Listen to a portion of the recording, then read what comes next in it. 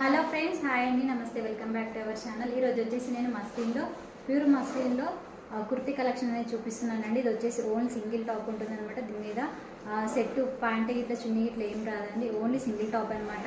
ఇది వచ్చేసి మనకి ప్యూర్ మస్లిన్లో ఉంటుందండి. క్వాలిటీ మాత్రం ప్రీమియం క్వాలిటీ.